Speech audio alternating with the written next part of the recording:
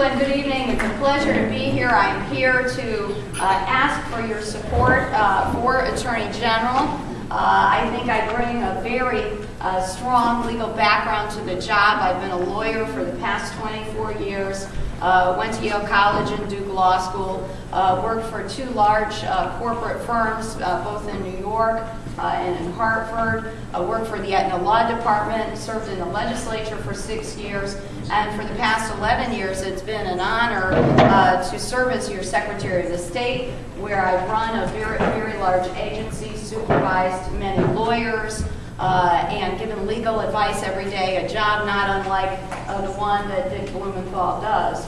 I am here this evening to also share the strong record of accomplishment that I think I bring, having had the opportunity to prosecute some of the issues that the Attorney General works on every day. And I've had the opportunity as Secretary of the State to work on issues like consumer protection, environmental protection, civil rights, and a level playing field for businesses. And I just wanted to share with you some of those accomplishments this evening. The first is in the area of consumer protection. When I first took office as Secretary of the State, I learned that there were three very large insurance companies that were changing from policyholder-owned companies to shareholder-owned companies. And along the way, they had lost track of 30,000 policyholders who were owed cash or stock up to $3,000.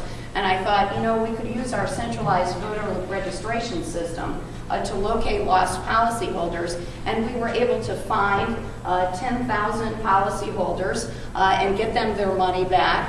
And I got this beautiful postcard from one of my constituents from Durham, who sent me a postcard from Disneyland saying, "Dear Susan, this is what I did with my money." And so I thought, as Attorney General, I'd have the opportunity to get consumers their money back every day. Also, I've had the opportunity to work with our Attorney General on environmental issues. I stood with him in the fight to prevent Broadwater from being located in our beautiful Long Island Sound.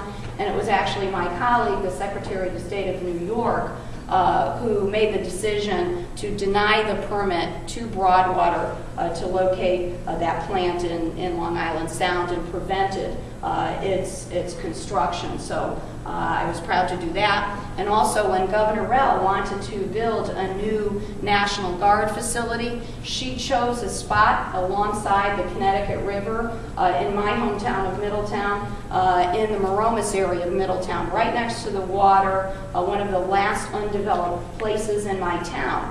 And an environmental group asked if I would help them fight that facility being located there. And I worked with them, enlisted with the help of our Attorney General and Rosa DeLauro, and we were able to find a better spot on a brownfield in an industrial park next to I-91. So I have a record of also working on environmental issues successfully. The Attorney General and I have fought on civil rights issues. When I read that George Bush wanted to ban voter registration at veterans hospitals across the country 2 years ago, I couldn't believe my eyes, and so I decided to go test that policy at our West Haven VA.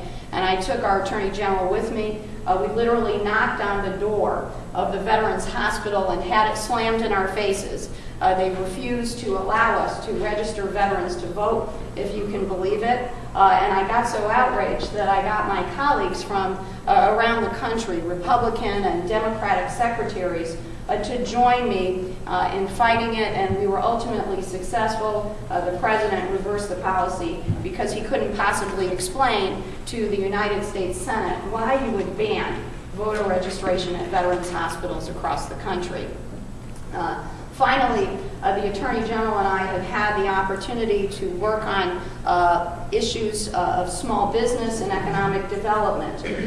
We have, for the past 4 years, partnered lawyers in my office and lawyers in his office to level the playing field for small business, because one of the problems that we have in Connecticut is that every day we have businesses coming in from border states like New York, Massachusetts, New Jersey, and Rhode Island, and they don't properly register in Connecticut. They compete unfairly with our businesses, and we've been together over the past 4 years able to collect $5 million in fines for our general fund, which I don't have to tell you in this deficit situation is very helpful. And I am looking forward as Attorney General to working very vigorously to bring in whatever fines and fees that are owed to the state of Connecticut.